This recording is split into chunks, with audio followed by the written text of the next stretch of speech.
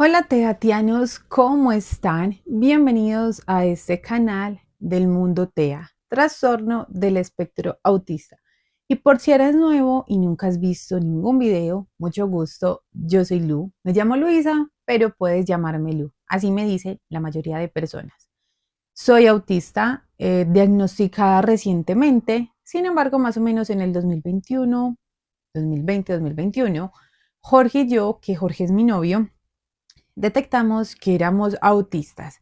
Y la idea de este canal es contarles cómo ha sido nuestra experiencia. Por ahora solo estoy yo, en el futuro Jorge se unirá a los videos.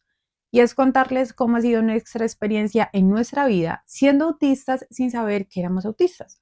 Porque cuando uno piensa en el pasado, se da cuenta que muchas cosas no eran tan normales como uno creía. Y les quiero contar cómo fue mi experiencia durante la primaria y la secundaria. Yo estudié todo desde kinder hasta 11 en el mismo colegio. Nunca me cambiaron de colegio, era un colegio católico de solo mujeres y fue difícil.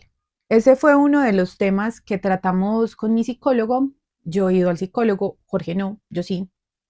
Y uno de los temas que tratamos es cómo fue mi experiencia yendo a la primaria y al bachillerato. Y haciendo como un recuento, me di cuenta que fue como difícil. Yo no quisiera volver a estar en el colegio. Yo sé que muchas personas dicen, ay, el colegio fue la mejor época. No, para mí la mejor época fue ser niña. No fue el colegio ni el bachillerato. Me di cuenta que mi círculo social fue muy pequeño. En otro video ya les conté sobre esto. No tuve muchas amistades y cuando cambiaba de un círculo a otro era como muy estable. Y esto sigue siendo un común denominador en mi vida.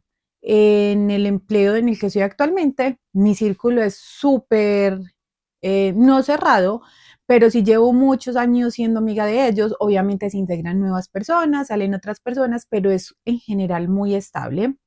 Estar en el colegio me di cuenta que nosotros somos personas que nos encanta seguir las reglas.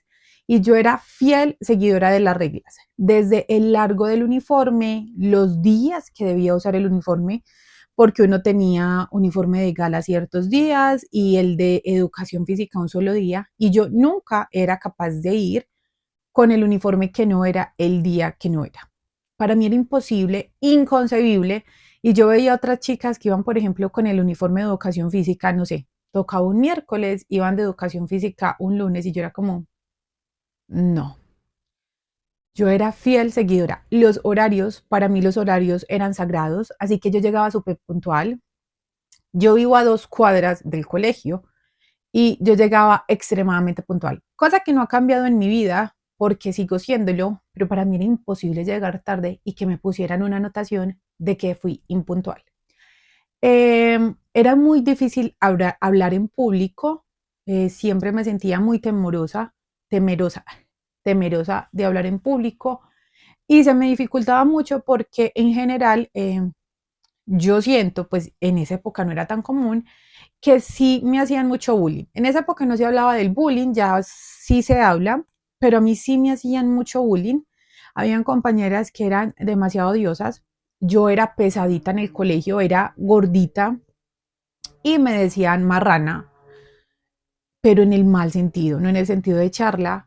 O, por ejemplo, a mí me daba mucho susto ponerme la sudadera solo con los calzones, entonces yo me ponía unos shorts debajo y me decían que si tenía pañal. Eran charlas demasiado pesadas. Tanto que a este punto, pensando en estas personas que gracias a Dios ya no las veo y no las quisiera volver a ver, siento que fueron personas muy crueles, demasiado crueles y que en verdad todas estas cosas uno no debería tratar a alguien así. Pero bueno, eh, fui víctima pues obviamente de mucha charla, yo era crespa y todas eran lisas, entonces yo no me soltaba el cabello, yo me sentía fuera de lugar todo el tiempo.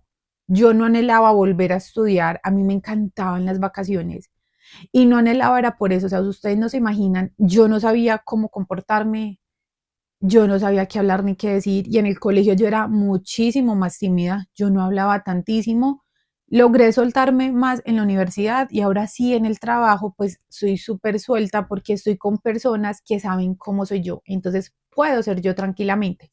Y las personas con las que trabajo saben que soy autista, entonces me aceptan y me entienden.